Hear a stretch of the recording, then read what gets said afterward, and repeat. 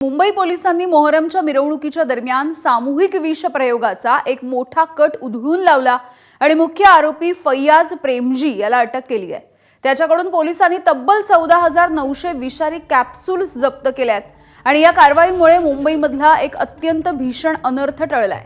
या प्रकरणामधील आरोपी फैयाज प्रेमजी हा मूळचा पुण्यातला रहिवासी आहे। त्याला मुंबई पोलिसांनी अटक केली आहे। हाच आरोपी पुण्यामधल्या विमाननगर परिसरातल्या कोणार्क सोसायटी इथल्या फेज 1 मध्ये हाऊस क्रमांक 24-25 मध्ये गेल्या काही वर्षांपासून आपल्या परिवाराच्या सोबत राहत होता।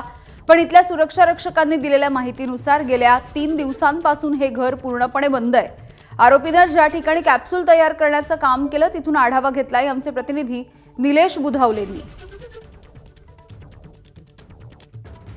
मोहरमच्या जुलूसमध्ये विषारी कॅप्सूल वाटल्याचा प्रकार शुक्रवारी समोर आला होता आणि या संबंधित प्रकरणी एका आरोपीला देखील अटक करण्यात आलेली आहे।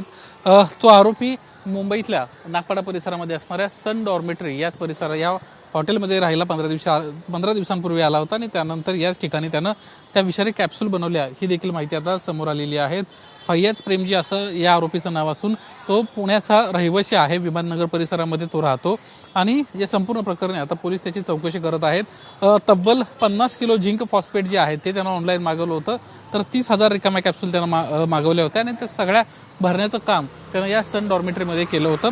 पोलिसांच्या वतीनं ही माहिती देण्यात आलेली आहे आणि या संपूर्ण प्रकरणी आता त्या आरोपीची चौकशी सुरू असताना या कुठून ह्या सर्व त्यानं कॅप्सूल्स आणल्या, यासोबतच या कॅप्सूलच्या माध्यमातून कशा पद्धतीनं झिंक फॉस्फेट त्यामध्ये भरलं गेलं, अशा अनेक प्रश्नांची उत्तरं जी आहेत ती लवकरच त्या आरोपीच्याकडून आपल्याला पोलिसांना प्राप्त होणार आहेत। पोलीस या संपूर्ण प्रकरणाचा तपास करत आहेत आणि ज्या आरोपीचं या ठिकाणी अटक करण्यात आलेली आहे त्या फैयाज प्रेमजीचं नेमकं का त्यानं ही भूमिका घेतली किंवा का अशा पद्धतीचं हिंसक कृत्य तो करत होता ही देखील माहिती लवकरच समोर येताना आपल्याला दिसणार आहे। कॅमेरामन अक्षयसह निलेश बुधावले, एबीपी माझा, मुंबई।